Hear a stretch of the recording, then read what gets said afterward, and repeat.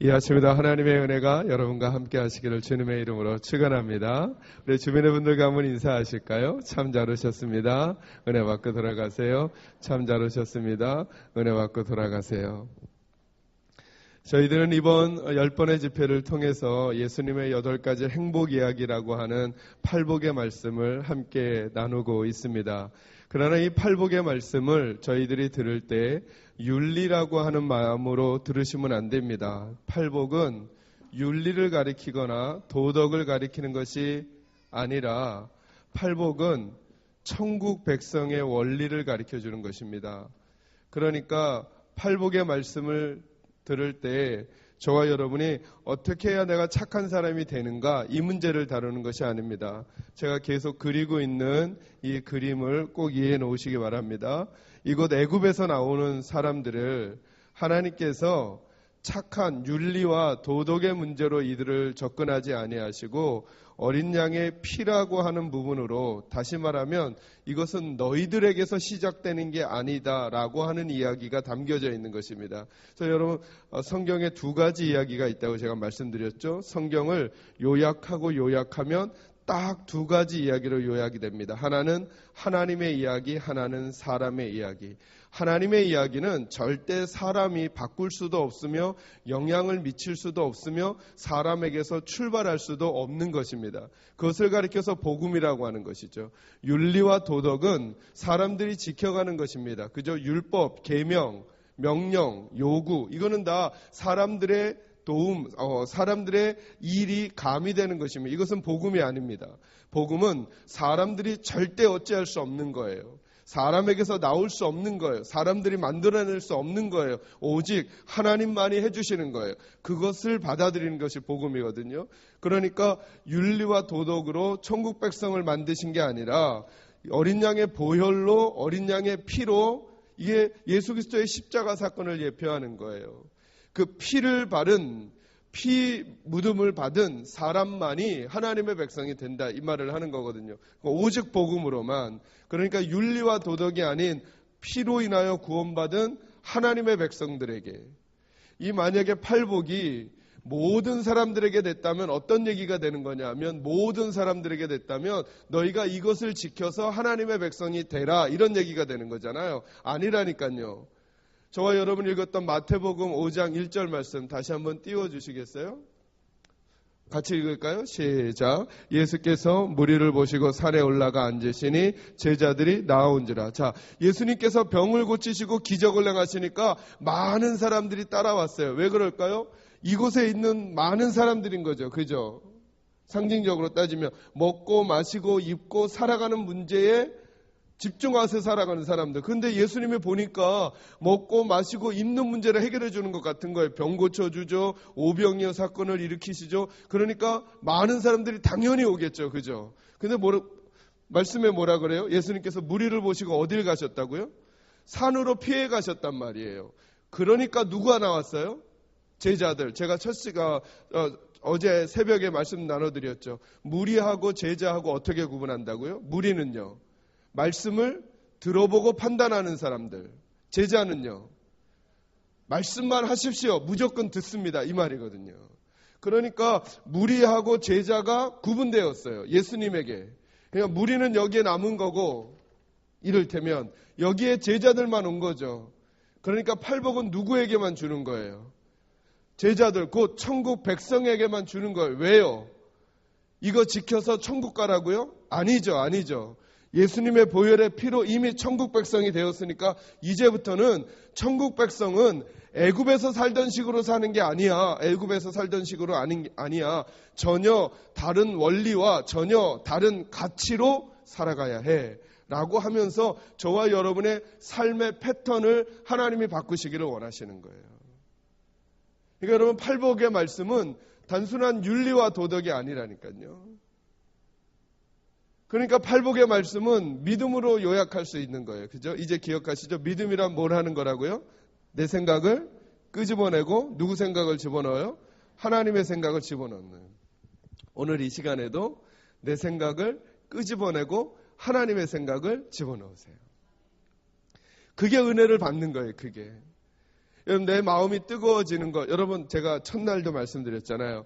이번 10번의 말씀 집회를 하고 난다 그래서 여러분의 인생이 확 바뀌어 있지 않아요. 그렇지 않겠어요, 여러분? 제가 저에게 성도님들에게 말씀드리는 게 저보다 먼저 목회하신 우리 목사님이 정말 열심히 목회하셨거든요. 우리 오 목사님도 그러시지만. 근데 제가 죄송하게도 그 성도님들하고 제가 목회하는 거잖아요. 목회하는데 안 변했어요. 그래서 저는 애초에 포기했어요. 내가 설교로 사람을 바꿀 수는 없겠구나, 사람을. 그러면 목사님 왜 이렇게 말씀 집회하고 왜 세미나하고 왜 영성 집회하고 이럴까요? 저는 여러분과도 그런 마음으로 왔어요. 사실은 좋은 믿음의 추억을 한번 만들려 그러는 거예요. 제가 보니까요, 어른들 가정사역하고 이러면서 어른들 보니까 부부가 싸우지 않는 부부는 없잖아요. 그죠? 싸우지 않는 부부는 없어요. 부부가 싸우면 그 싸움이 일어났을 때 정말 위기가 되는 부부가 있어요. 어떤 부부냐 하면 사랑의 추억이 별로 없는 부부들. 남편하고 서로 주고받았던 선물의 추억이나 아니면 추억이 될 만한 장소가 없거나 여행을 가보지도 않았거나 그래서 맨날 지지고 볶고 살았는데 오늘 또 싸웠어요. 그러니까 싸우면 이 여자분은 어떤 생각을 하겠어요? 내가 이 인간하고 여러분 싸우면 꼭 예전 일을 생각해 보거든요. 내가 어떻게 살아왔나? 좋은 추억이 하나도 생각이 안 나요. 근데 오늘 또 싸웠어요. 그러니까 미래를 보게 되겠죠. 야, 내가 무슨 낙으로 이 인간하고 살지? 이런 마음이 들어서 가정이 어려워져요. 근데 제가 제 아내랑 가끔 싸우지 않겠어요. 그죠? 물론 끌려다니면서 살지만 그래도 가끔 제가 발악을 할 때가 있지 않겠어요. 그죠? 싸우면 그때는 무슨 마음이 드냐면 그래 제가 뭐 그런 표현까지는 할 이유가 없고 내 이 인간하고 계속 살아야 돼? 뭐 이런 마음 막 하다가 이제 좀 마음이 가라앉으면 옛날 일 생각해 보는 거죠. 신학생 때 제 책 사주고 같이 카페에 가서 차 마시면서 얘기하고 그리고 손잡고 길을 거닐고 뭐 이랬던 생각해보고 그래 이 세상에 이 여자만한 인간 없겠다 나한테. 누가 나같이 성질 나쁜 사람 옷 빨아줘, 밥 해줘, 청소해줘. 그러지 않게. 저는 우리 남자분들이 아내들한테 진짜 고마워야 한다고 생각하세요. 그러지 않겠어요? 저와 여러분 같은 이 안 좋은 성품의 남자들을 계속 밥 해주고, 막 빨래 해주고, 청소해주기 얼마나 고마운 일이에요? 생각이 여기까지 머무니까, 그래. 그래도 데리고 살아야지. 이런 마음이 되는 거잖아요. 근데 생각해보니까 추억이 없어, 추억이. 좋은 추억이 없어요. 맨날 맞은 생각밖에 안 나고, 뭐 이러면 무슨 낙으로 하루를 지나가요? 또 그 위기를 넘어가겠어요. 저와 여러분이 믿음의 삶을 살아가다가도, 물론 바라기는 항상 뜨거우면 좋겠죠. 어찌 우리 믿음 생활이 항상 뜨겁기만 하겠어요. 그죠? 굴곡이 있을 거라 그랬잖아요. 그죠? 근데 그때, 내가 어떤 집회를 참여해서 한 번에 다 바뀌어서가 아니라 그때 우리에게 추억이 생각나야 돼요. 맞아, 우리 그때 목사님하고 어떤 집회 했었지. 그때 우리 교회 어떤 수련회 갔었지. 야, 그때 우리 막 뜨겁게 기도하고 막 우리 그랬었지. 그러니 그 추억을 가지고 또 그 위기들을 넘어갈 수 있는 거예요. 이번에도 너무 많은 은혜 받으려고 너무 마음 막 상하게 하지 마세요. 하나님께서 이끄시는 대로 가자. 이끄시는 대로. 주시면 하나님께서 그걸 분명히 나에게 가장 좋은 거 주실 거야. 그러니 나는 간절함과 사모함으로만 가자. 이번에 안 받으면 난 죽는다. 너무 그러지 마세요. 죽지도 않을 거면서. 네. 근데 하나님께 여러분을 맡겨요. 제가 말씀드렸잖아요. 뭘 믿냐 하면 내 결단을 믿지 마세요. 난 이번에 꼭 바꿔야 말까. 네, 그 사모함까지는 좋아요. 그러나 정답을 내가 정하는 건 아니에요. 정답은 하나님의 때에 정하시는 거예요. 제가 이 헌금 기도 제목을 읽어보니까 어떤 집사님 네 분이 방언의 은사 받기를 원하셔서 기도 제목 쓰셨어요. 전 이번 집회 때 꼭 방언 받으시기를 바랍니다. 제가 방언에 대한 설교를 하지는 않지만 제가 그 줏대 없는 목사라 그랬잖아요. 그죠? 제가 처음 예수를 믿을 때 어떻게 예수를 믿었냐 하면 막 은사 체험하고 환상 보고 이러면서 예수를 믿게 됐어요. 그러다가 그렇게 예수를 믿게 되다가 이제 총신대학에 가서 공부를 하면서 말씀이 얼마나 중요한지를 알게 되었어요. 아, 뜨거우면 제가 말씀드렸죠. 운동장에 불 붙여놓은 쥐가 틀 수 있다고. 뜨겁기만 하면. 말씀이 들어가고 은사. 그래서 저희 교회는 제가 여러분과 함께 기도할 때도 목사님께 제가 여쭤보지도 않고 해서 너무 죄송한데 제가 찬양하며 기도할 때 방언으로 기도하곤 하긴 해요. 전 지금도 방언으로 혼자 있을 때 기도 많이 해요. 근데 방언을 받길 원해서 기도하신 분이 계셔서 말씀을 드리는데 방언도 마찬가지예요. 제가 고등학교 2학년 때 작은 개척교회의 회장이었는데 하루는 목사님이 수련회를 가자 그러시는 거예요. 근데 제가 감리교회에서 안수를 받았다 그랬잖아요. 세례를 받았다 그랬잖아요. 근데 감리교회에서 한번 수련회를 간 적이 있었는데 수련회 너무 재밌는 거예요. 가서 막 조개 껍질 묶고 막 이런 거 하고 막 애들하고 밤새 얘기하고 놀고 그래 너무 재밌는 거예요. 그러니 제가 목사님이 수련회 가자니까 그 생각밖에 더 했겠어요? 그래가지고 안 간다는 애들까지 다 긁어 모아서 작은 상가의 개척교회니까 20명의 애들, 교회 처음 나오는 애들까지 막 긁어, 야, 너무 재밌어. 가자. 그래서 간 거예요. 갔더니 우리를 어디로 목사님이 데리고 가셨냐면, 여러분 혹시 한월산 기도원 가보셨어요? 가보셨어요? 한월산 기도원을 딱 들어가는데요. 저는 돌아버리는 줄 알았어요. 이게 무슨 난민 수용소 같은 거예요. 그냥 그 넓은 기도원에 막 담요들을 자기들이 가져온 영역 표시하느라고 담요들을 막 깔아놓고 거기서 예배를 드리는데요. 여러분이 저를 보시기도 제가 좀 이렇게 매너가 있어 보이잖아요. 그러지 않나요? 근데 이분들이 예배를 드리는데요. 박수를 치는데 이건 난리 굿을 치는 거예요. 저는 찬양을 해도 정자를 하고 조용조용히 부르거든요. 왜? 제가 체면이 있죠. 그래도. 고등학교 2학년 학생이지만. 제가 첫날 집회를 참여하고 이건 도무지 있을 때가 아닌 거예요. 찬양을 하는데 그냥 찬양을 안 하는 거예요. 벌떡벌떡 일어나가지고 막 하고 북치고 뭐 이거는 도무지 이 매너 있는 저랑 어울리는 환경이 아닌 거예요. 그래도 어떻게 했어요? 그 환경 속에서도 그 환경을 뚫고 재밌게 놀아야 되잖아요. 집회가 하루에 4번 있더라고요. 4번. 새벽, 오전, 오후, 저녁까지. 그걸 억지로 하루를 견디고 그날 저녁에 친구들하고 판을 벌렸어요. 아마 기도원에서 화투를 친 사람은 저밖에 없을 거예요. 제가 강원도 아주 시골에서 자랐거든요. 그러니까 어려서부터 할 수 있는 놀이가 뭐 그런 거밖에 없어요. 친구들하고 기도원에서 다른 분들 막 성경 읽고 저녁 집회 끝나고 하는데 이렇게 해놓고 이 손맞기 화투를 친 거예요. 그러다가 제가 결단했어요. 내가 내일은 도망가고 말리라. 그래서 제가 목사님께 말씀드렸어요. 목사님, 제가 사실은 학교 소집이 있기도 했어요. 그러나 수련회가 너무 재밌다는 걸 알았기 때문에 그걸 포기하고 여기를 선택하고 왔는데 그 선택이 틀리다는 걸 알아버린 거죠. 그래서 학교 소집을 핑계를 대고 제가 20명의 이 어린 양들, 제 후배들을 다 버려두고 제가 도망쳐서 거기가 가평인가 청평 쪽에 있잖아요. 거기서부터 인천까지 그냥 버스 타고 기차 타고 왔어요. 근데 참 이상한 일이 생기기 시작했어요. 무슨 일이 생기기 시작했냐면 제가 내려와서 학교 소집을 참여하는데 제 마음에 너무 마음에 불편한 거예요. 다시 올라가야 되겠다라는 생각을 하게 된 거예요. 그래서 다시 그 학교 소집회를 참여하고 올라가는데 어찌어찌해서 밤늦게 올라가게 됐어요. 올라갔는데 마침 누가 설교를 하고 있었느냐 하면 그 여자 전도사님 성함을 제가 지금은 기억하지 못하겠어요. 이천성 목사님의 며느리라는 분이 여전도사님이 계셔서 그분이 설교를 하는데 다른 말씀이 아니에요. 제가 비집고 저희 교회 아이들이 있는데 가서 자리를 앉는데 바로 무슨 말씀을 해요? 이 말씀을 하시는 거예요. 여러분들이 하나님을 만나려고 한다면 때로 여러분의 체면을 버리고 하나님을 찾아야 합니다. 이 말을 하시는 거예요. 근데 저는 그 말이 제 마음에 꽉 박혀버렸어요.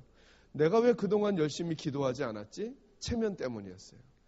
내가 열심히 기도하면 내 후배들이 보고 저 형은 뭐 이상해 이럴까봐 기도를 그렇게 하지 못했던 거예요.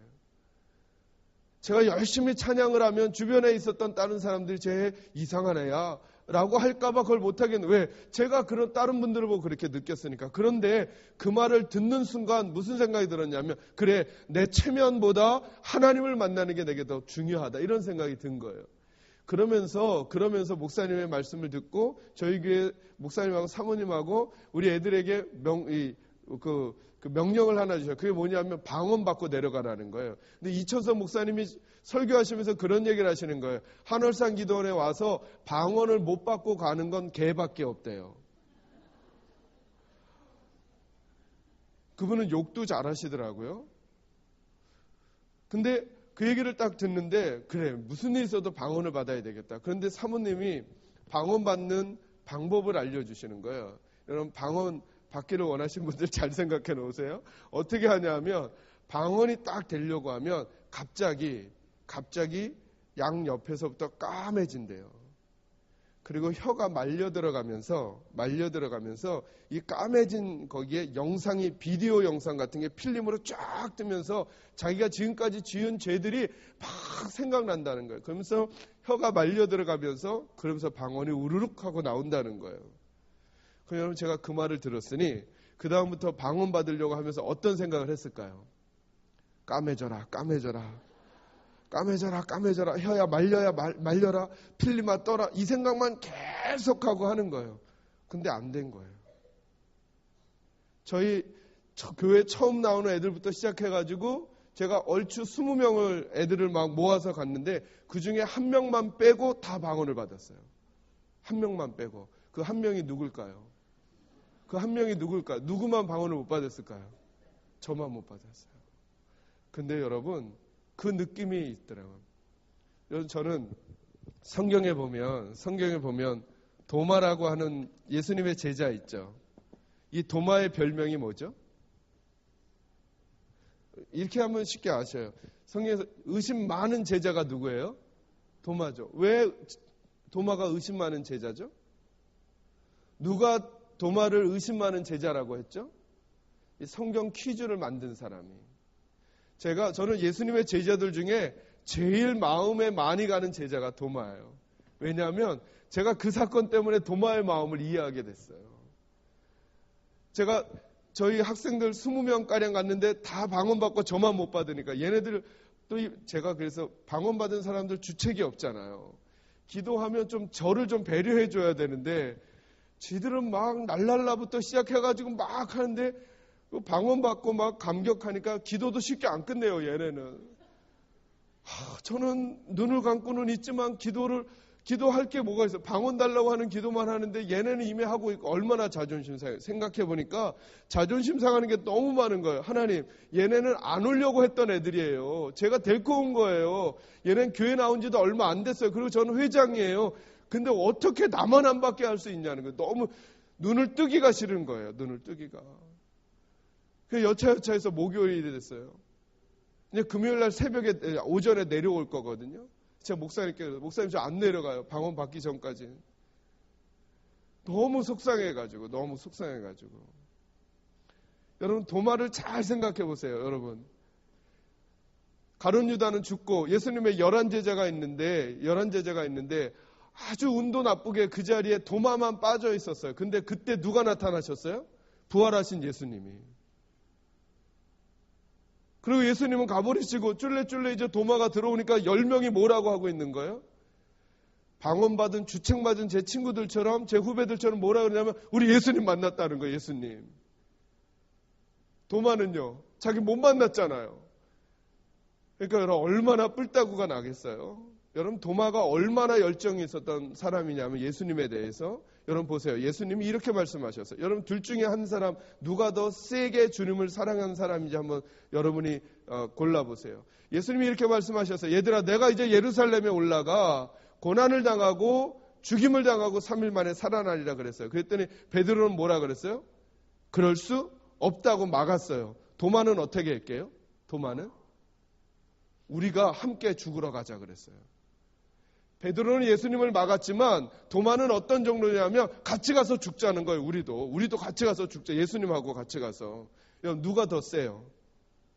말려주는 사람이에요? 가서 같이 죽자는 사람이에요? 도마는 제가 보기에 그 본문을 보면서 도마는 제 얘기를 따라오세요. 도마는 적어도 베드로보다 더 강한 심장으로 예수를 따라갔던 사람. 그런데 그럼 그에게는 예수님이 안 나타났어요. 얄궂죠? 나머지들은 예수님 만났다고 좋아하는데 도마가 말하는 거예요. 나는 예수님의 못자국과 창자국에 내 손을 넣어보지 않고는 난 못 믿겠다. 예수님 부활한 거. 그때 우리 예수님 너무 좋으신 분이에요. 그 도마에게 나타나셔서 같이 있을 때. 그러냐 도마야, 내 손과 내 창자국에 네 손가락을 넣어보고 믿음 있는 자가 돼. 그러잖아요. 질문. 도마가 예수님의 손과 허리에 창자국에 손을 넣어봤을까요? 안 넣어봤을까요? 의심 많은 제자라는 도마가 넣어봤을까요? 안 넣어봤을까요? 넣지 않았어요. 그리고 그는 복음서에서 발견하기 어려운 고백을 해요. 뭐라고 고백하느냐 하면 주는 나의 하나님이십니다. 베드로는 뭐라 그랬어요? 주는 그리스도시요 하나님의 아들이라고 고백했어요. 근데 도마는 아니에요. 주는 하나님이십니다. 그 고백을 하나님께서 도마를 통해서 드러내시는 거예요. 예수님 말씀하셨잖아요. 나와 하나님은 하나다. 그러나 베드로는 하나님의 아들이라고는 생각을 하게 됐지만 하나님까지는 고백할 수 없어서. 근데 그 놀라운 계시를 하나님이 도마를 통해 드러내시는 거예요. 주는 나의 하나님이십니다. 주는 나의 하나님이십니다. 예수님은 하나님의 아들로만 평가되는 게 아니라 그분은 바로 하나님이십니다라고 그 고백하는 거죠. 그래서 제가 도마의 마음이 이해돼요. 그래서 제가 안 내려간다고 그랬어요. 안 내려간다고.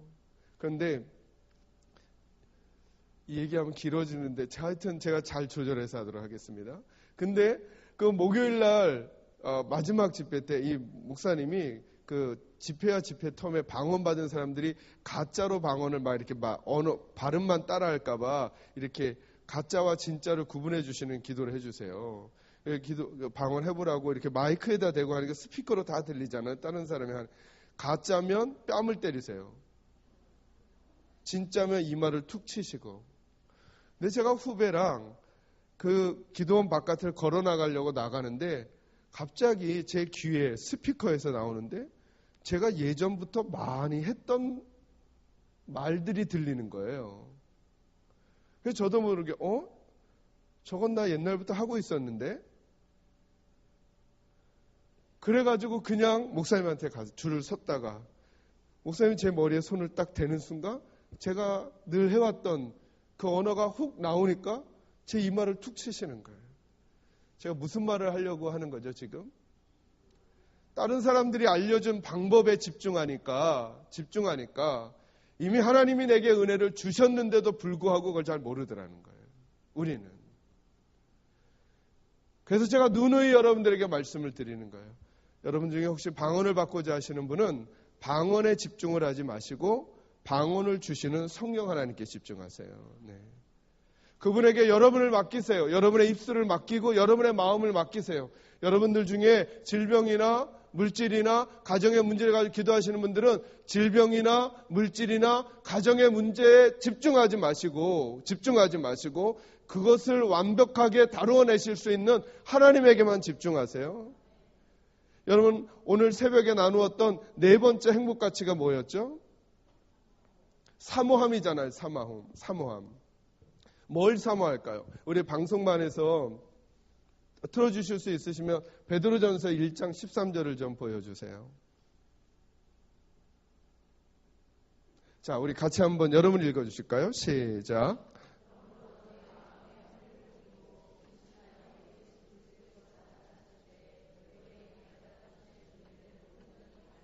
아멘. 여러분 이 구절 잘 보세요. 그러므로 너희 마음의 허리를 동이고 어떤 허리를 동이라고요? 네, 우리 육체의 허리가 아니라 마음의 허리를 도는 거. 마음으로 준비하라는 거. 사모함을 준비하는 거잖아요. 그죠? 마음의 허리를 동이고 근신하여 누가 나타나실 때예요?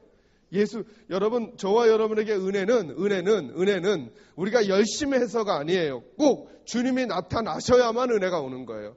이 구절은 원래 예수님의 재림을 이야기하는 거예요. 그게 원리예요. 예수님이 재림하셔야만 온전하게 우리에게 은혜가 와요. 맞아요. 그러나 그것을 오늘 우리에게도 적용한다면 오늘도 마찬가지예요. 오늘도. 저와 여러분이 기도의 제목으로 삼은 것, 사모하고 있는 것, 그것들은 우리가 얼마나 열심히 하는가, 나의 윤리와 도덕, 행함에 있는 게 아니에요. 주님의 일이 우리에게 일어나야 해요. 그러니까 우리가 시선을 고정할 것은 나에게 있는 게 아니에요. 까매져라. 혀야 말려라 혹은 필리마 올라와라. 여기가 아닌 거예요. 아닌 거예요. 주님에게만 초점을 맞추는 거예요. 그분이 나타나실 때에 뭘 가져다 주신다고? 너희에게 가져다 주실 은혜. 예수 그리스도가 나타나셔야만 우리에게 가져다 주실 은혜가 있어요. 이걸 사모하는 거예요. 그걸 어떻게 바라라고요? 끝부분에 온전히. 그러니까 대충 바라지 말고 정말 사모하라는 거예요. 아, 내가 기도하면 이 문제가 될 거야 믿는 거, 그 믿음 좋아요. 네, 아니요. 거기를 먼저 믿지 마시고 이 문제를 이루어 주실 하나님을 믿으시라니까요. 하나님을. 그럼 그분은 나를 가장 좋은 방법으로 인도해 가실 거예요. 사실은 우리들이 내 기도 제목을 믿는 데는 마음을 많이 쓰는데 그것을 인도하실 하나님을 믿지 않아요. 은혜는 하나님이 주시는 거예요. 하나님에게만 시선을 고정하시는 여러분이 되시기를 주님의 이름으로 축원합니다. 한 구절만 더 볼까요? 시편 31편 19절 말씀 한번 띄워주시죠. 시편 나올 때까지. 나왔네요. 자, 같이 읽겠습니다. 시작. 주를 두려워하는 자를 위하여 쌓아두신 은혜, 곧 주께 피하는 자를 위하여 인생 앞에 베푸신 은혜가 어찌 그리 큰지요. 뭐라 말씀하시죠? 주를 두려워하는 자를 위하여 어떤 은혜요? 여러분, 하나님은 저와 여러분에게 은혜를 막 뭐라고 하면 하나씩 이렇게 하는 게 아니라 이미 쌓아놓고 계시대요. 쌓아놓고. 그러니까 저런 말씀들을 여러분 마음판에 딱 새겨놓으세요. 하나님은 은혜를 쌓아놓고 계시는구나. 쌓아놓고. 그런데 어떤 자들에게요? 주를 두려워하는 자들. 주를 두려워한다는 게 뭘까요? 하나님 없이는 못 산다고 하는 사람들. 한 발자국 이쪽에 빼놓고 이쪽에 빼놓고 이거 이렇게 안 돼도 여기 나 살아갈 수 있지라고 생각하는 게 아니고 온전히 하나님에게만 확 기대 있는 사람. 하나님에게 확 기대 있는 사람. 더 이상 애굽을 생각하지 않고 나는 하나님의 가치관으로만 살아갈 거야 라고 자기의 인생의 방향을 틀어버린 사람, 이 사람들에게 쌓아두신 은혜, 곧 주께 피하는 자들을 위하여 인생 앞에 베푸신 은혜가 어찌 그리 큰지요. 이게 시편 기자의 고백이에요. 한 구절만 더 보고 오늘 말씀 들어갈까요? 이사야 40장 31절 말씀 띄워주세요. 저희 교회 권사님은 제 뒷모습이 너무 예쁘대요. 네. 제가 그랬어요. 돌아서면서 제 앞모습은요. 네. 자, 우리 같이 읽겠습니다. 시작. 오직 여호와를 앙망하는 자는 새 힘을 얻으리니 독수리가 날개치며 올라간 같을 것이요 다른 박제라이도 곤배하지 아니하겠고 걸어가도 피곤하지 아니하려로다. 아멘. 오직 누구를 모하는 사람에게요? 여호와를 모하는 사람에게 앙망한다. 여호와만 바라본다. 여호와만 사모한다. 그 사람에게 뭘 주신다고요? 새 힘. 오늘 새벽에 말씀드렸죠. 그 새 힘은 어떤 힘이에요? 내게 없던 힘이에요. 내게 없던 힘. 내 힘이 아닌 힘이에요. 하나님의 힘을 주신단 말이에요. 하나님의 힘을. 저는 여러분이 이 은혜를 받고 살아가기를 주님의 이름으로 축원합니다. 여러분, 저와 여러분이 믿음의 시각을 바꿔버리면 다른 일들이 얼마나 많은지 몰라요. 성경도 마찬가지예요. 여러분, 이 시간에 이 구절은 찾아보겠어요. 마태복음 20장 말씀으로 여러분 성경을 직접 찾아오시겠습니다. 20장 1절부터 16절까지 말씀이에요. 편 오시면서 중간중간 보시면서 여러분 한번 이 이야기를 저와 함께 같이 나눠보시죠. 마태복음 20장 1절에서 16절. 거기에 보면 어떤 내용이 나오죠? 20장 1절 같이 읽습니다. 시작. 천국은 마치 품꾼을 얻어 포도원에 들여보내려고 이른 아침에 나간 집주인과 같으니. 그러니까 지금 이 포도원 비유는 무슨 비유죠? 천국에 관련된 거예요. 그러니까 하나님 나라를 살아가는 사람들, 저와 여러분의 삶을 말하는 거예요. 이 사람들에 대한 이야기인데 어떤 일이 있었냐면 이런 일이 있었어요. 그냥 들어보세요. 한 사람이 있었어요. 이 사람이 포도원의 주인이에요.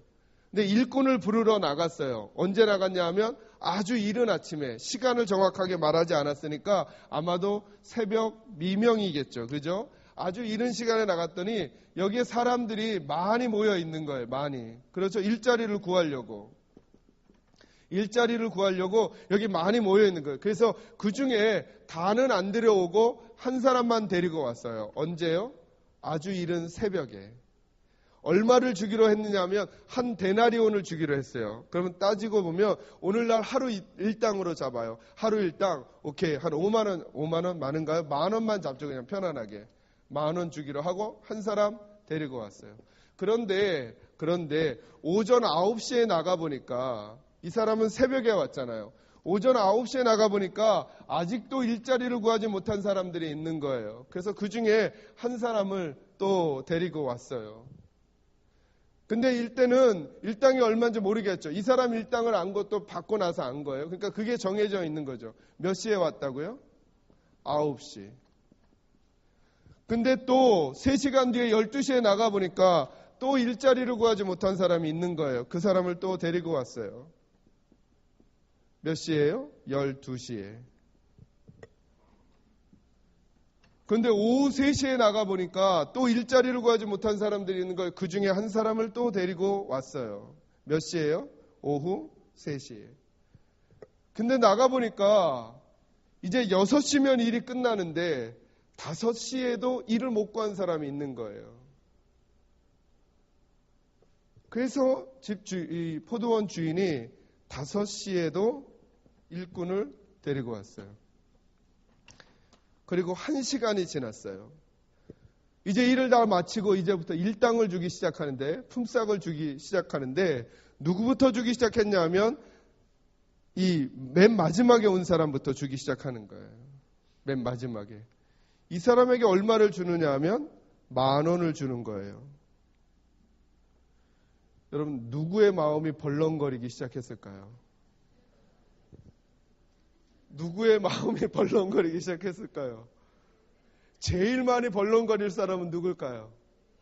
이 사건이 딱 일어나는 순간 이 사람은 아마 이 미소를 참기가 어려웠을 거예요. 왜냐하면 따져보지 않았겠어요. 자 보자. 한 시간에 10,000원이야? 그러면 10시간만 잡자. 얼마 받을 수 있어요? 이거 완전 장땡인 거죠. 그죠? 그런데 그 다음부터 이상한 일이 생겨요. 아마 요 사람도 3시에 온 사람도 이 사람만큼은 아니지만 마음이 막 바운스 하고 있었을 거예요. 그죠? 야, 10,000원이었는 그럼 나는 적어도 30,000원? 뭐 이런 마음이 있어요. 그런데 얼마를 줘요? 10,000원. 이때부터 갑자기 분위기가 달라졌어요. 가장 기분이 나빠지기 시작한 사람이 누굴까요? 이 사람은 천국과 지옥을 같이 경험하고 있어요. 그죠? 이때부터 자기 차례가 올 때까지 계속 번민하는, 이게 도대체 이걸 내가 어떻게 이해해야 돼? 내가 어떻게 반응해야 되지? 나는 지금 새벽부터 지금까지 일했는데 1시간 일한 사람은 10,000원 주더니 아니 왜 3시간 일한 사람도 10,000원을 주지? 아니야. 아마도 주인이 오전하고 오후로 자르려나 보다. 그래서 적어도 나에게 뭐 이런 타협까지 뭐 여러 가지 생각을 했겠죠. 웬걸요? 12시에 온 사람 얼마 줘요? 똑같이 10,000원. 이때부터 이 사람은 마음이 굳어지기 시작했을 거예요. 이젠 돈 문제가 아니에요. 내가 이렇게 그냥 지나갈 수는 없다. 그 생각 들까요? 안 들까요? 충분히 생각해 보세요. 이렇게 지나갈 수는 없어. 이런 대우를 받을 수는 없어. 아니나 달라요? 9시에 온 사람 얼마 줘요? 그때 이 사람은 이미 마음을 굳혔어요. 그래, 오늘 주인이랑 한판 해야지 안 되겠다. 이게 말이 되냐 이게. 그래서 자기에게도 얼마를 줘요? 10,000원. 급기야 10,000원을 받고 나서 이 사람이 견디지 못하고 주인에게 대들기 시작합니다. 질문. 이 사람이 대드는 게 정당한가요? 정당하지 않은가요?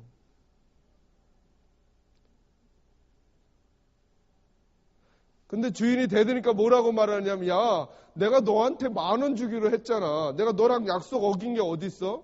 내가 내 돈 가지고 1시간 일한 사람도 10,000원 주고 너도 10,000원 주는데 내가 너랑 약속 어긴 거 있어? 이러니까 더 얄미운 거예요. 만약에 이게 이게 여러분이라고 생각하면 그나마 괜찮은데, 이게 여러분이면 여러분 어떡하겠어요? 그럼 가만히 못 있죠. 그죠? 근데 이게 천국이래요. 이게 어떻게 천국과도 같아요? 왜 이 문제가 안 풀리느냐 하면 윤리와 도덕으로 풀어서 그래요. 제가 똑같은 상황인데 시각을 바꿔서 다시 한번 설명할게요. 이 사람이 그런 태도를 보이게 될까? 안 보이게 될까? 아침에 엄마와 가정을 가진 내 아들이 하루에 품삯을 벌기 위해서 같이 일을 구하러 나갔어요. 그런데 감사하게도 어느 포도원 주인이 오더니 내가 다는 못 데려가지만 엄마는 데려가서 일을 시키겠다고 하는 거예요. 엄마가 갔어요.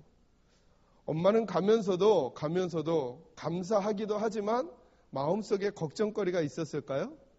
있겠죠. 이 녀석들 내놓으면 어떡하지? 저 녀석들도 일자리를 구해야 자기 처자식들 먹이고 살릴 텐데, 이런 생각 할까요? 하겠죠. 그럼에도 불구하고 그래, 어떻게든 나라도 일을 하자 하고 하면서 한 3시간 일을 하고 있었더니 주인이 누구를 데려오냐면 첫째 아들을 데려오는 거예요. 그때 이 엄마는 주인이 고마웠을까요? 안 고마웠을까요? 고마웠겠죠. 너무 감사해요. 지금에라도 그래. 아마 엄마는 생각했을 거예요. 그래, 너는 나처럼 하루 일당을 다 받지는 못하겠지. 그러나 7,000원은 받을 수 있지 않겠네. 그거라도 있으니 얼마나 감사해. 그러면서도 엄마는 마음속에 또 누군가를 생각하고 있었겠죠. 누구요? 여기 남은 3 아들. 근데 12시가 됐더니 주인이 또 하나 아이를 데리고 오는 거예요. 아마 엄마는 그 감사가 계속 커졌을 거예요. 그래, 너 5,000원만이라도 받으니 얼마나 좋니? 3시에 한 사람. 근데 엄마는 3시가 돼서 그때까지도 오지 못하는 막내 아들 때문에 엄마 어쩌면 마음 힘들어하고 있지 않았을까요? 그죠? 저 녀석은 어떡하지? 근데 마지막 5시에 주인이 이 아이까지 일을 시켜주는 거예요. 엄마는 어떤 마음이었을까요? 이 주인은 참 은혜로운 주인이구나. 참 고마운 분이구나 생각했을 거예요. 그죠? 그런데 마지막에 결산을 하는데 5시에 온 막내 아들에게 10,000원을 주는 거예요.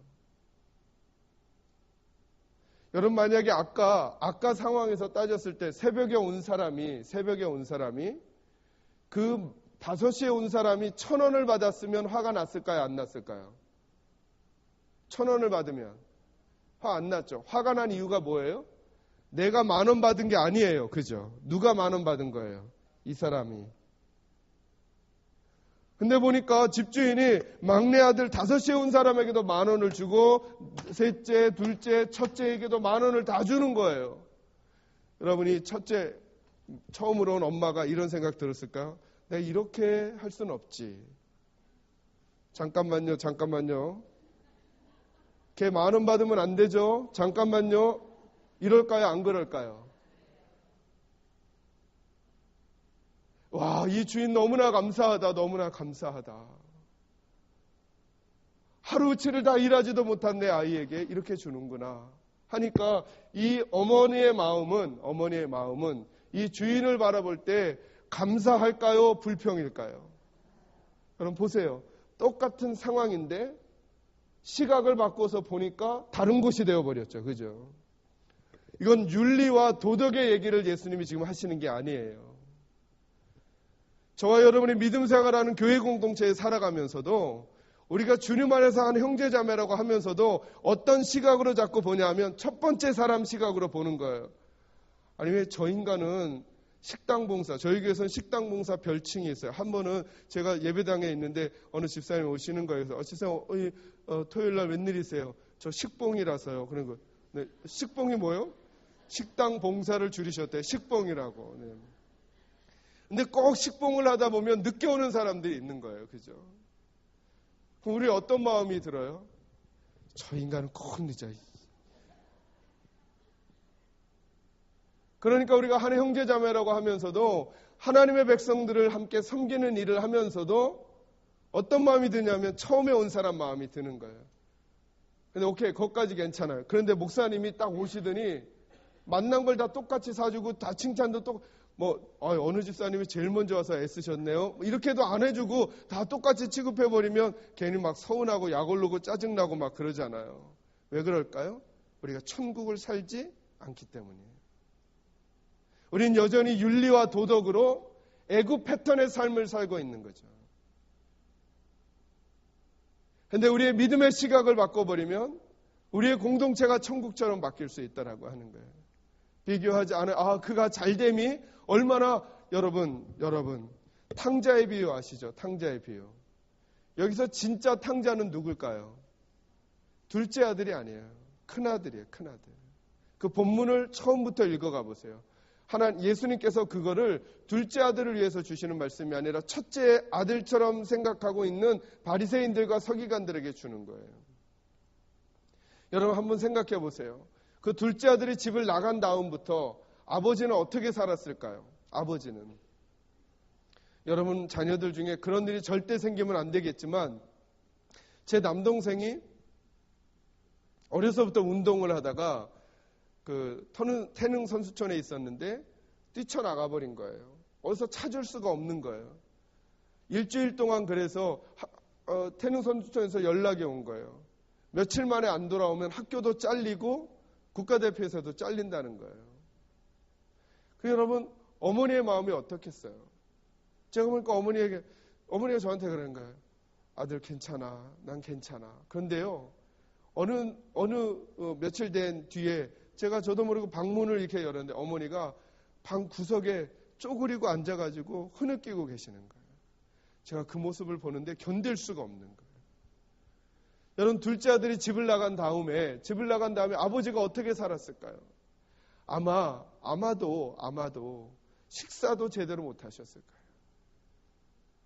자기는 막 먹는데 아버지는 몇 숟갈 뜯어 말고 그냥 또 횡하니 바깥에 나가시는 거예요. 자다가 무슨 소리가 나는 거고 아버지는 바깥에서 화탁 갔다 하고 화탁 그러시는 거예요. 아마 정말 이 아들이 아버지를 사랑했다 이런 생각하지 않았을까요? 저러다 우리 아버지 병나겠다. 이 녀석 돌아와야 할 텐데 하고 둘째 아들 어디서든 찾아가지고 돌아오게 하고 싶은 마음 생겨야 했지 않았을까요? 근데 어느 날인가 그 아들이 돌아왔어요. 그렇게 풀이 죽어 계시고 그렇게 금방이라도 병이 나실 것 같은 아버지가 너무나 행복해하는 모습을 보는데 이 첫째 아들은 화가 난 거예요. 결국 둘째 아들은 아버지를 버리고 떠난 사람이지만 나중에 아버지를 찾아왔잖아요. 이 첫째 아들은 아버지 옆에 있는 것 같았지만 마음은 아버지 옆에, 아버지가 아프든 아버지가 상하든 아버지가 속상해하시든 아버지가 가슴 아프든 아버지가 괴롭든 마음 쓰지 않는 어찌 보면 진짜 탕자와 같았다는 거죠. 그래서 여러분 탕자는 지금 저 밖에 있는 분들이 아니라 어쩌면 우리들 가운데 진짜 탕자가 있을지도 몰라요. 하나님의 교회가 하나님의 교회답지 않고 하나님의 공동체가 하나님의 공동체답지 않은 이유가 믿음의 시각을 주님께로부터 받은 것으로 받지 않으면 그렇다는 것이죠. 저는 우리 나공교회가 이 주님의 시각을 마음에 품고 살아가는 그런 교회가 되기를 주님의 이름으로 축원합니다. 오늘 말씀으로 다시 돌아오셔서 이제 7절 말씀 한번 읽도록 하겠습니다. 7절 말씀 같이 읽을까 읽습니다. 시작. 긍휼히 여기는 자는 복이 있나니 그들이 긍휼히 여김을 받을 것이며. 아멘. 오늘 이제 5번째 행복은 뭐냐면 긍휼히 여기는 거예요. 긍휼히 여기는 것. 여러분 긍휼히 여긴다는 말은 무슨 말이냐 하면 불쌍하게 여긴다, 측은히 여긴다, 동정한다, 자비를 베푼다, 은혜를 베푼다, 사랑을 베푼다 라고 하는 거예요. 이 행복은 특별한 대상에 대한 우리의 자세와 마음에 관한 거예요. 특별히 구체적으로 말하면 어려운 형편과 불행한 형편에 처해 있는 사람들을 보고 조소하고 저 사람들은 게을러서 그래, 능력이 없어서 그래 라고 비웃는 대신에 불쌍히 여기고 가까이 가서 그를 어루만지며 사랑을 베푸고 도와주는 것을 말하는 거예요. 다시 말하면 이 긍휼히 여긴다는 말은 어떤 마음을 가리키는 거냐면 따뜻한 마음을 말하는 거예요. 저는 그래서 5번째 행복 가치를 여러분에게 뭐라고 정의해드리고 싶으냐 하면 따뜻함이라는 거예요. 따뜻함. 여러분 이 말 어려운 말 아니죠? 저는 여러분들이 따뜻한 분들이 되셨으면 좋겠어요. 여러분 따뜻하다고 하는 느낌 딱 이해되시죠? 그죠? 긍휼히 여기는 사람은 어떤 사람이냐? 따뜻한 사람이라는 거예요. 그렇게 따뜻한 사람이 하나님에게 따뜻함을 받게 될 거라는 거예요. 여러분 옆에만 가도 그냥 냉기가 착착 흐르는 분들 있죠. 그죠? 이때 누군가를 쳐다보시면 안 돼요. 그게 들통나는 거예요. 그러지 마시고 그냥 저만 바라보세요. 그죠? 근데 긍휼히 여기는 사람이란 뭐냐면 따뜻한 사람을 말하는 거예요. 저는 우리 낙원교회 식구들이 따뜻한 분들이 되시기를 바랍니다. 제가 우리 교육자들에게, 부교육자들에게 제가 우리 목회자를 정의하는 단어가 또 하나 있어요. 그게 뭐냐면 우리는 서비스맨이라는 거예요. 서비스맨. 하나님께서 성도들을 잘 서비스하라고 섬겨주라고 보낸 하나님의 종들이 우리 목회자들이라. 그게 서비스맨이다. 여러분 식당 가면 우리를 서브해주는 분들 계시잖아요. 여러분 그 서브해주는 분들이 음식을 가져다 주는데 툭툭 내던지면 여러분 기분 어떠세요? 이런 직원은 주인을 망하게 하는 직원이에요. 그렇지 않아요? 그죠? 어떤 직원이 돼야 돼요? 손님들이 뭐가 필요한지를 잘 살피고 그릇 하나를 얹어 놓아도 정성껏 예의 바르게. 그래서 여러분 좋은 식당과 좋지 않은 식당을 가보면 종업원들의 태도를 보면 알아요.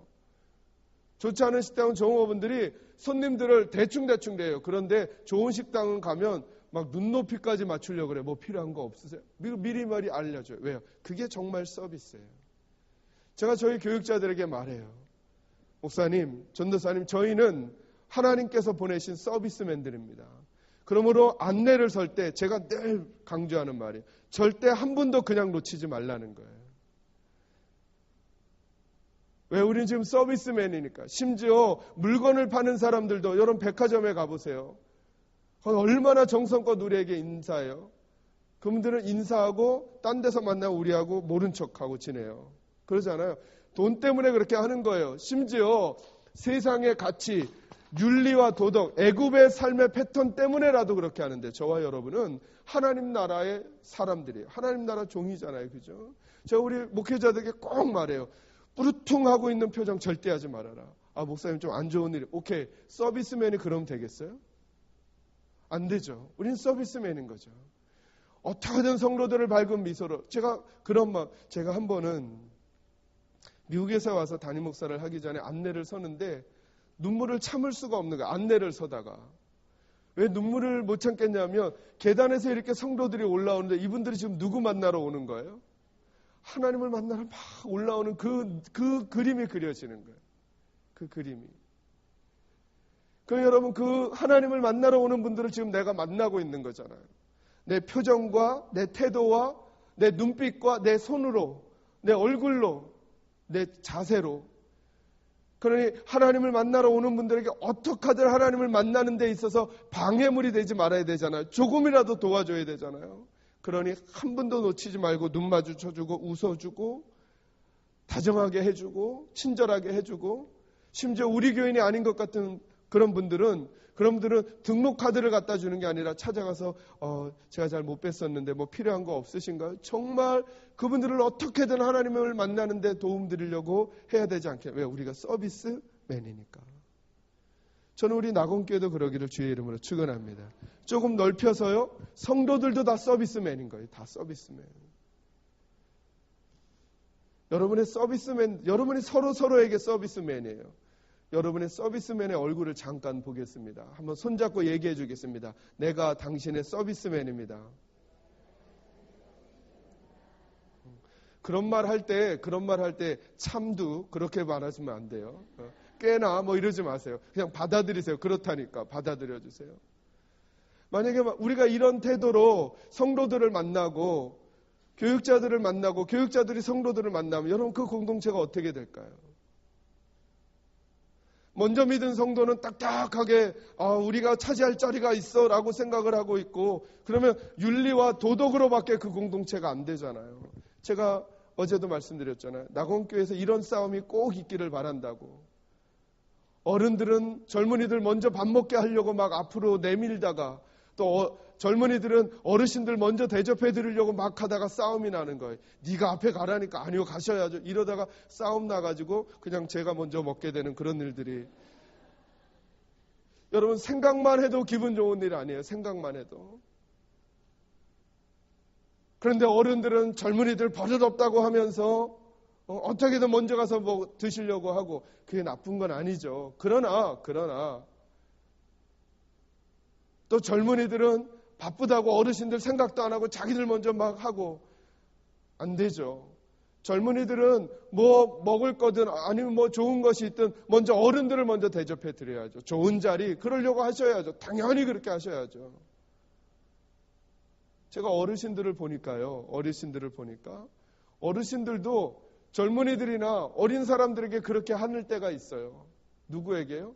손주나 자기 아이들에게. 그러니까 교회 와서는 교회 젊은이들을 손주나 자기 자녀처럼 생각하지 않는 거예요. 우린 말로만 하나님의 형제자매지 실제로는 그냥 애굽처럼 생각하고 있는 거예요. 저희 젊은 녀석이 저게 이렇게만 생각하시는 거예요.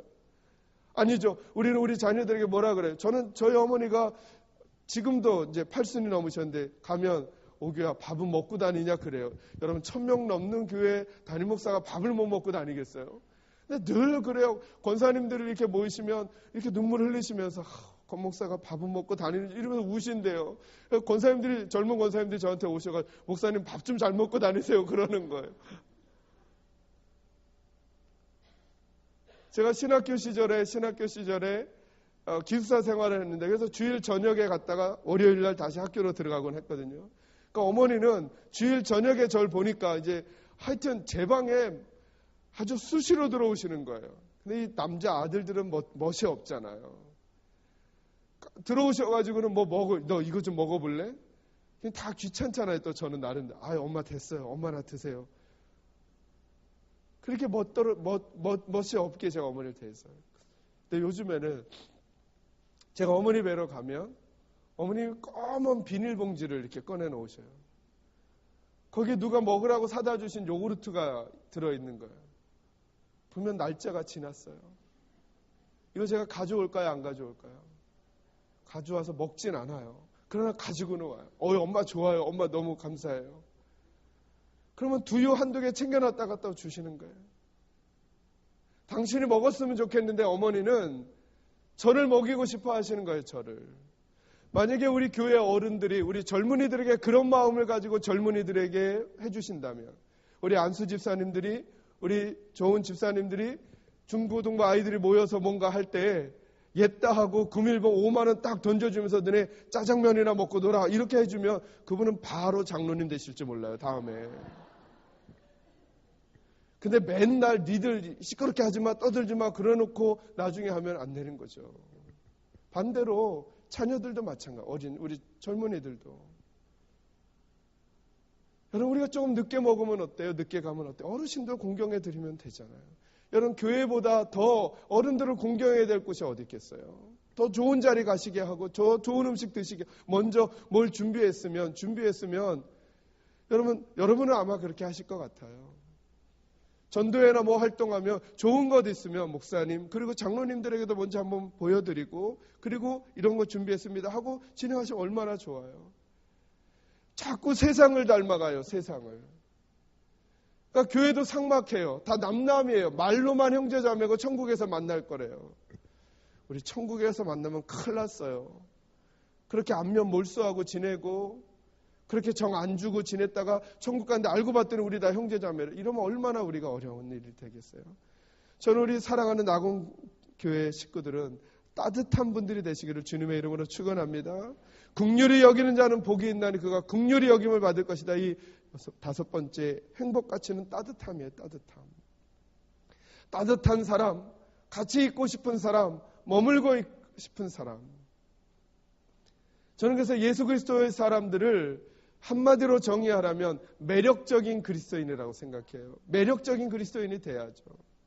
눈살을 찌푸리게 하고 분위기 파악하지 않고 다른 사람들에게 자꾸 이렇게 피하고 싶은 사람, 매력적인 그리스도인이 돼요. 여러분, 매력적인 하나님을 섬기는 우리들인데 우리가 매력적인 사람이 돼야죠. 그 중에 성품 한 가지가 따뜻한 사람이 되는 거라는 거예요. 따뜻한 사람이. 그래서 여러분, 일본의 어떤 학자가 쓴 책 중에 거울의 법칙이라는 책이 있어요. 거울의 법칙. 이게 무슨 말이냐 하면 내가 상대방에게 어떻게 하느냐에 따라 그게 반사가 돼서 내게 온대요. 그래서 제가 만약에 이렇게 해서 지사 웃잖아요. 지사님 지금 안 보셨죠? 웃고 계실까요? 인상 쓰고 계실까요? 왜 웃으는지 아세요? 제가 웃으니까. 근데 제가 더 웃네요. 제가 인상을 쓰니까. 네. 근데 우리가 다른 이에게 인상을 쓰잖아요. 안 좋은 걸 보내주잖아요. 그러면 그도 나에게 그런 표정이 오는 거예요. 여러분 그런 거 혹시 경험해 보셨어요? 요즘엔 대부분 스마트폰 쓰니까 스마트폰에 이렇게 문자 보낼 때 어느 분에게 좋은 내용 문자 보내면 여러분의 입꼬리가 여러분도 모르게 올라가는 거 아세요? 여러분 우리가 따뜻한 사람이 되어야죠. 저는 예수 믿는다라고 하는 거, 예수를 믿는다라고 하는 이거는 은혜로만 되는 거예요. 은혜로만. 그 예수 믿고 나서는 복잡하지 않아요. 그죠? 우리가 지금까지 행복 가치를 다루어 가고 있잖아요. 그 다섯 번째가 뭐냐면 따뜻한 사람이 되는 거예요. 따뜻한 사람이. 왜요? 하나님이 우리에게 따뜻한 분이세요. 우리에게 막 냉정하게 칼처럼 우리를 자르시는 분이 아니에요. 만약에 하나님이 저와 여러분처럼 냉정하게 칼처럼 자르시는 분이었다면 아마도 저와 여러분들 중에 이 자리에 목발 안 짚고 올 사람이 아무도 없을 거예요. 하나님이 하나씩 분지러뜨려가지고 다 막 엉금엉금 기어와야 될 줄 몰라요. 근데 하나님이 지금도 기다려주셨잖아요. 여러분 하나님 앞에 생각할 때 우리 어찌 여기 설 수 있겠어요? 우리 어찌 여기 목사로 어찌 여기 성도로 이 자리에 앉아있을 수 있겠어요? 우리 이렇게 살아가면서 근데 하나님 기다려주시잖아요. 지금도 기다려주시잖아요. 그래서 그분은 자비하시고 은혜로우시며 인자하심이 한이 없으시되 이 말을 한마디로 하면 그분은 따뜻한 분이라는 거예요. 하나님은. 그 하나님의 따뜻함이 저와 여러분을 지금까지 존재하고 살아가도록 하는 거잖아요. 그리고 그 하나님이 우리에게 말씀해 주시는 거예요. 그러니 너희도 다른 이들에게 따뜻한 사람이 되어라. 너희들의 표정으로, 너희들의 말로, 너희들의 태도로. 그래서 낙원교회에서 한 가지 더 알려드리고 갈 것. 이제부터 잘 웃지 않고 따뜻하지 않은 사람은 저분은 생각이 깊으신 분이구나 하는 생각하지만 믿음은 아직 덜 좋으신가 보다 정도로 우리 생각하기로 하는 거예요. 이제. 그래서 여러분이 웃는 것도 연습하셔야 돼요. 그래서 아침에 예배당에 오시기 전에 거울 보시고 와이키키를 3번 하세요. 와이키키 3번 하고 오세요. 제가 보니까요, 어떤 날 저에게는 이제 사진을 이렇게 찍으시는 분들이 이번 집회 사진 혹시 찍어주시나요? 오승일 목사님께 부탁하셔서 마지막 집회는 좀 찍게 해달라고 할 거예요. 어쨌든 사진을 찍으시는데 스냅 사진을 찍으시니까 제 사진을 찍었는데 제가 그냥 무심결에 가만히 있으니까 입꼬리가 어떻게 돼 있냐면 이렇게 돼. 여러분 저만 그러지 않아요. 여러분들도요. 가만히 입꼬리 다 이러고 있어요. 심통난 사람처럼. 하나님께서 주시는 따뜻함 이쪽으로 가려면 우리가 좀 제가 계속 이 얘기하잖아요. 우리 패턴이 이쪽이었다고 이쪽으로 가려면 연습하셔야 돼요. 연습. 의도적으로 노력하셔야 돼요. 하나님 나라 가치로. 그래서 여러분 다른 사람이 웃지 않아도 저는 상처를 여러 번 받을 뻔했어요. 제가 얼마나 친절하게 안내를 하겠어요? 그러지 않겠어요? 그죠? 애교를 떨어가면서 제가 안내를 하거든요. 막 오버하면 집사님 너무 반가워요. 막 이러면 그런데도 쌩쌩 지나가는 분들이 있더라는 거예요. 전 상처받을 뻔했어요. 그러다가 상처 안 받기로 했어요. 저분은 아직 믿음이 안 좋아서 저러신가 보다 생각하고 그 다음에 더 오버해서 반갑게 만져주는 거예요. 더 오버해서. 그 사람의 반응에 따라 내 반응 보이는 거 아니고요. 내 반응으로 그를 바꿔가면 되잖아요.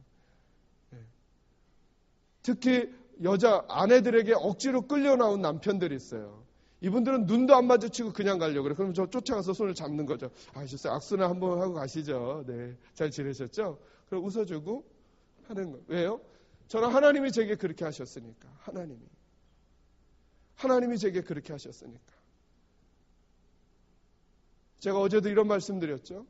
하나님의 열심보다 저와 여러분의 열심이 더 나가시면 안 돼요. 하나님이 이거 안 좋아하실 텐데, 그러니 나도 이거 안 좋아하면서 누군가를 말할 거야, 대할 거야. 아니요, 그러지 마세요. 그러지 마세요. 여러분, 제 얘기 잘 들어보셔요. 여러분의 자녀가 말썽을 피웠어요. 옆집 아저씨가 그 애를 때려요. 여러분, 기분이 어떠시겠어요? 아이 녀석 잘못해서 너 맞아도 싸. 이럴까요? 아니면 그 아저씨가 미울까요? 아니, 잘못했다니까요? 맨날 말썽 피우고 공부도 안 하고 게임을 5시간씩 하고 그런데 옆집 아저씨가 너 그런 식으로 인생 살면 안 돼, 임마 하고 막 패고 있는 거예요. 그럼 여러분 마음이 어떻겠어요? 잘 팬다? 이런 마음 들까요? 안 되죠. 일단 누구부터 처치해요? 이 아저씨부터 처치하는 거죠. 손대지 말라는 거예요. 왜요? 손대지 말라는 거예요. 얘는 내 거예요, 내 거. 여러분, 다른 주의 백성들을 대할 때 여러분 절대 오해하지 마세요. 여러분 다 나이가 어리든 믿음의 연수가 적든 그분은 하나님의 것이에요. 근데 그 하나님의 것을 향해서 여러분이 비수를 꽂거나 나쁜 표정을 보이면 누가 언짢아 하실까요? 내 하나님이 언짢아 하시는 거예요. 제가 어제 저녁에 복받는 비결 말씀드렸잖아요. 저는 우리 사랑하는 낙원교회 식구들이 따뜻한 분들이 되셨으면 좋겠어요. 만약에 새 가족이 한 번 오잖아요. 그분을 정말 황홀하도록 잘 대우해 주셔야 돼요. 여러분, 가정에서 아기가 태어나면 가정이 누구 중심으로 돌아갈까요? 아기 중심으로 돌아가잖아요. 아기 중심으로. 근데 교회는 새 가족이 와도 기존 성도대로 돌아가요. 기존 성도처럼. 그래서 여러분, 새 가족이 와가지고 잘 정착할 수가 없는 거예요. 왜요? 지들대로 돌아가니까. 이거 너무 낯선 거예요.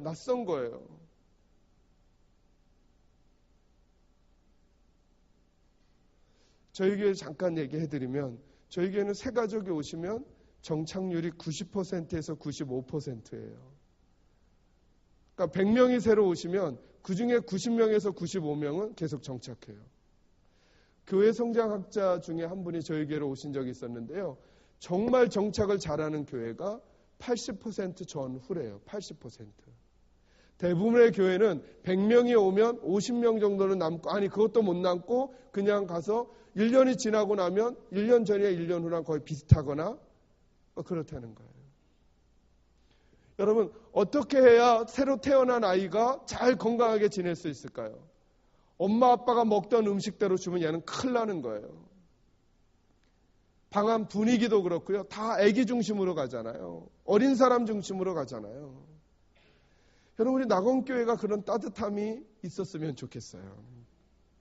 왜요? 우리는 하나님의 집이잖아요. 여기 새 가족들이, 어린 영혼들이 와요. 미숙한 영혼들이 와요. 서툰 영혼들이 와요. 그들에게 눈높이를 맞춰주셔야 돼요. 이 따뜻함이 천국 백성이 가져야 될 5번째 가치라는 것이죠. 저는 여러분들이 이렇게 주님의 긍휼을 담아가시는 주의 백성들이 되시기를 주님의 이름으로 축원합니다. 마지막 성경 구절만 하나 보여주시고 오늘 말씀 마무리하겠습니다. 히브리서 4장 15절에서 16절 말씀입니다. 한번 찾아주세요. 자, 같이 읽겠습니다. 시작. 우리에게 있는 대제사장은 우리의 연약함을 동정하지 못하실 리가 아니요 모든 일에 우리와 똑같이 시험을 받으신 이로되 죄는 없으시니라. 16절. 그러므로 우리는 긍휼하심을 받고 때를 따라 돕는 은혜를 얻기 위하여 은혜의 보좌 앞에 담대히 나아갈 것이니라. 아멘. 뭐라고 말씀하세요?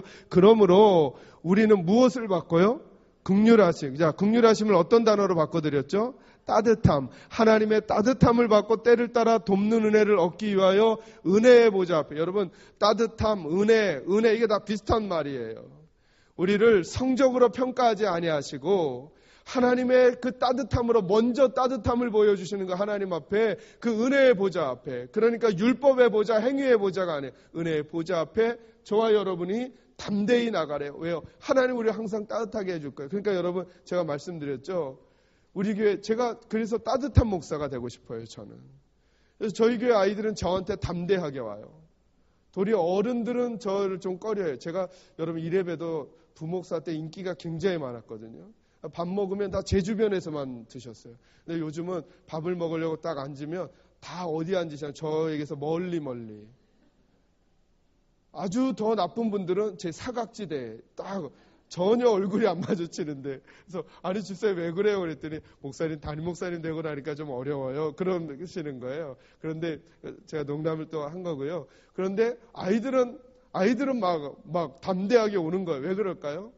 그들 마음속에 우리 목사님 따뜻해라고 하는 말을, 그 단어를 알지는 못하지만 마음속에, 제가 저희 예배당은 3층인데 3층에서 2층 내려오면 꼭 매 주일마다 변하지 않고 하는 일이 있어요. 그러면 그 애기 엄마들 영화부 예배 드렸던 영화부 예배가 2층에서 있거든요. 제가 내려가면요, 애들 2-3명이 목사님 하고 뛰어와요.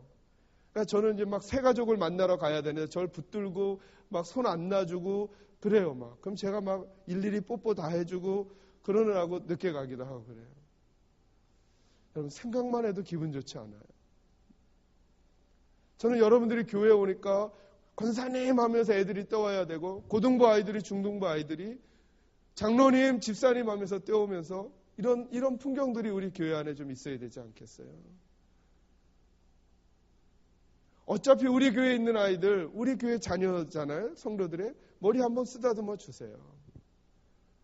뭔가 지나가다 보니까 뭔가 시끌벅적해요. 그럼 여러분 귤 한 봉지 사다가 얘다 먹어라 하고 좀 집어넣어주고 가세요.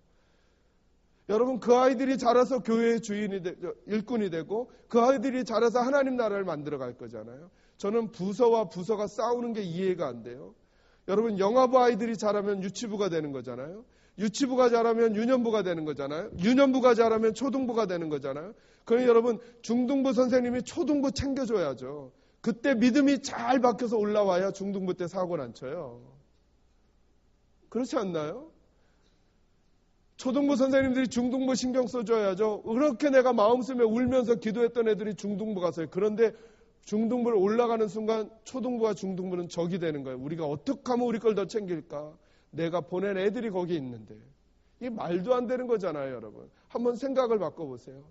우린 다른 싸움을 하게 될 거예요. 여러분 따뜻한 분들이 되시기를 주의 이름으로 축원합니다. 그래서 그 사랑으로 우리 주님의 사랑을 함께 나누면서 이 땅 어디에서도 볼 수 없는 행복한 교회가 우리 낙원교회라고 하는 소문이 주변에도 나고, 여러분이 먼저 그 행복을 누리며 살아가게 되기를 주의 이름으로 축원합니다. 기도하겠습니다.